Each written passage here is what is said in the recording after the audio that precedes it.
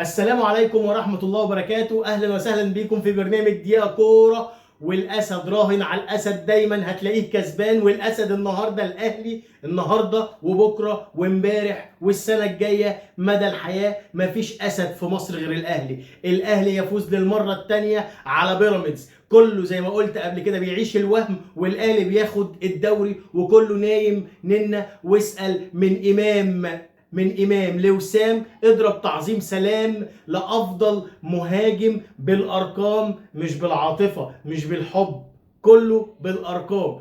وسام أبو علي الفدائي النهارده بيوصل الهدف رقم 11 بعد تمريره سحريه بوش رجل فيليه من ريحه ابو تريكه. امام عاشور بيعيد ذكريات ابو تريكه، وش رجل والله افضل من وشوش ناس كتير قوي. واتفرج النهارده على الاهلي وعظمه الاهلي وكولر اللي بدا قدام يوريشيتش اللي عليه كلام كتير قوي. المباراه ديت احتمال تكون اخر مباراه ليه او اخر بطوله ليه الدوري، هي بسبب المباراه ديت.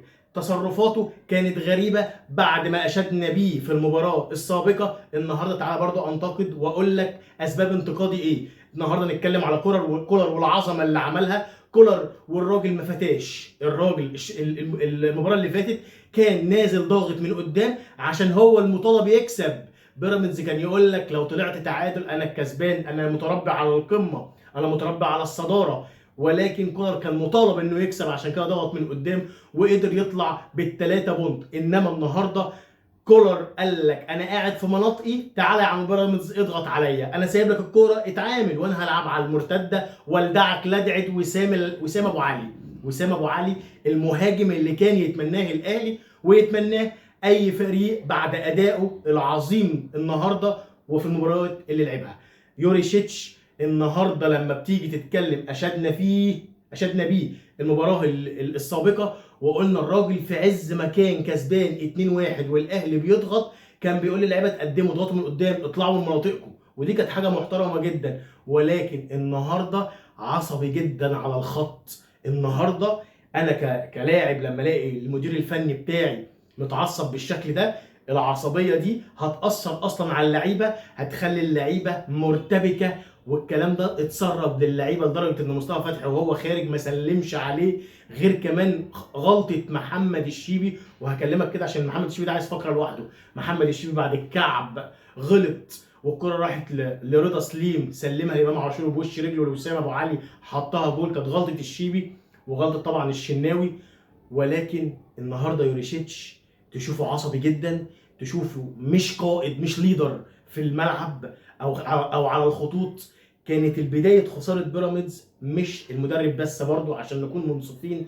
الاداره ممدوح عيد اللي جه قال لك التذكره بدل 75 200 جنيه، ومفيش ضوابط لغلاء اسعار التذاكر.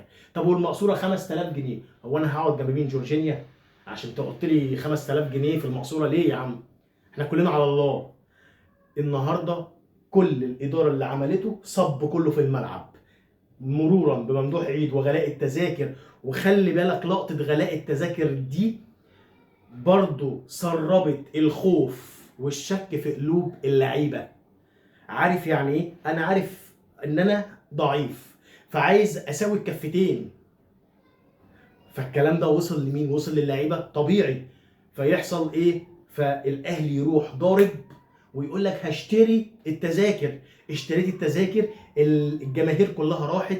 وفعلا اداره الاهلي اثبتت ان النادي الاهلي وجماهيره عائله واحده. النهارده انت مش قادر تجيب، طب ايه رايك بقى انا هجيب لك.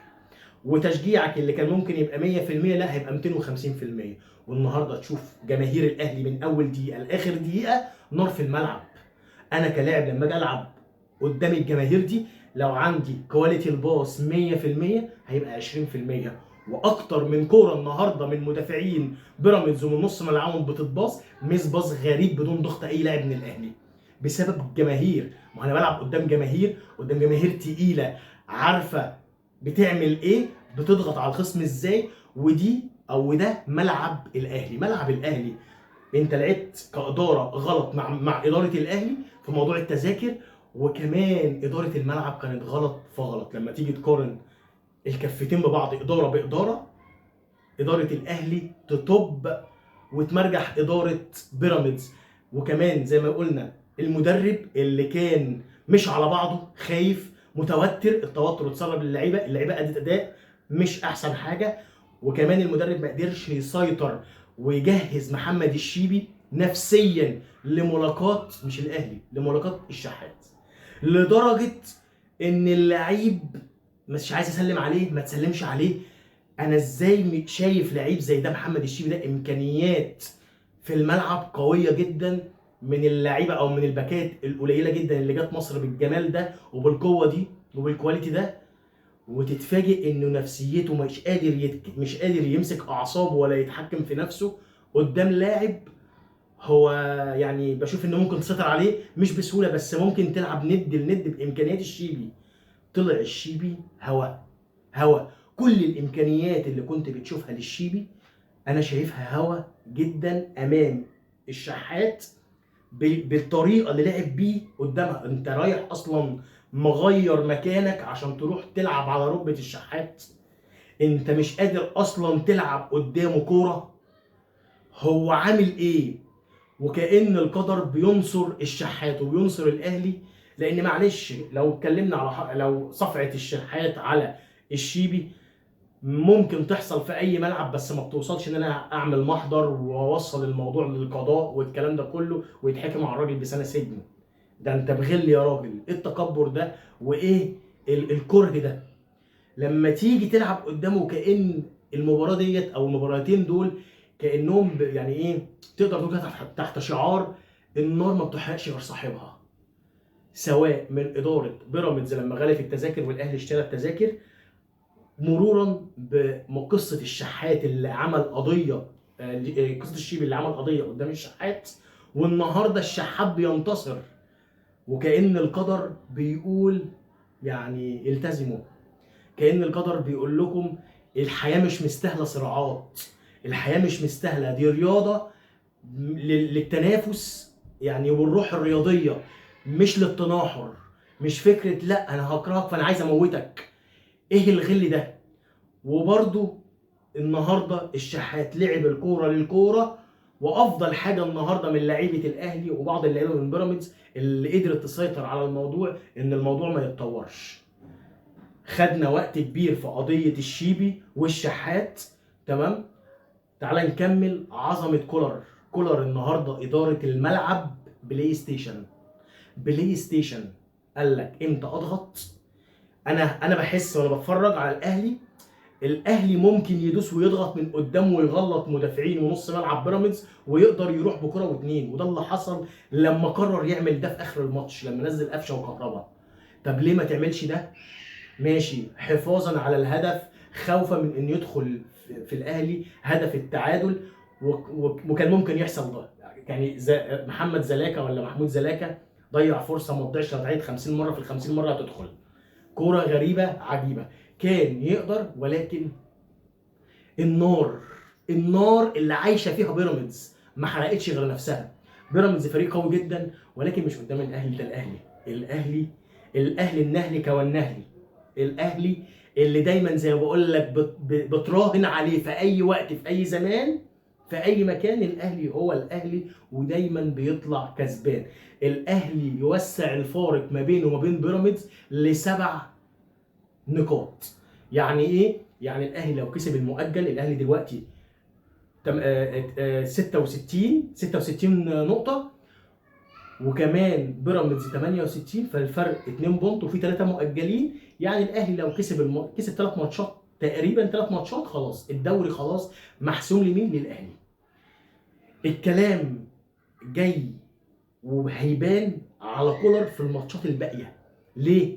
الماتشات الباقيه زيها زي ماتشين بيراميدز، لان الماتشات دي ب3 بونت، الدوري لسه ما خلص. لما تشوف النهارده اللعيبه يعني بتحتفل وخلاص وكأن الدوري خلص، والمعلقين والنقاد الرياضيين بيقولوا خلاص الدوري خلص، الدوري للاهلي. احمد حسام بيدو بيقول لك ذهب الدوري لمن يستحقه، الاهلي الافضل في مصر. ايه الاهلي لسه ما كسبش الدوري، في ماتشات مؤجله. اسهل ماتشات لبيراميدز، بيراميدز عنده الداخليه، عنده فاركو، عنده الزمالك، كلها فرق بتصارع على الهبوط، والدنيا اسهل مما تتخيل. الاهلي عنده كل الفرق القويه، عنده سيراميكا، عنده المصري، عنده سموحه، عنده البنك الاهلي، وعنده مودرن سبورت، وغيرها وغيرها من الماتشات. ماتشات كلها تقيله، سهل جدا الاهلي يخسر لو الاهلي ما خدش باله، او بمعنى اصح لو كولر ما جهزش اللعيبه بعد نشوه الفوز النهارده. الاهلي لو ما ركزش، وكولر لو ما ركزت ويعني وقدر يدي محاضره محترمه للاعبين ان الدوري لسه ما خلص ولسه فيه مواجهات قويه، لسه ما حسمناش الدوري، الاهلي ممكن يخسر نقاط. كل التوفيق للنادي الاهلي، وخلاص هانت باقي يعني ناقص ايه على الحلو دقه، او ناقص على الحلو ايه تكه. كل التوفيق للنادي الاهلي، والف مليون مبروك لجماهير الاهلي، وهارد لك لبيراميدز وجماهيره اللي احنا مش عارف اصلا بيراميدز جابت جماهير منين. وبكده تكون انتهت حلقتنا، والسلام عليكم ورحمه الله وبركاته.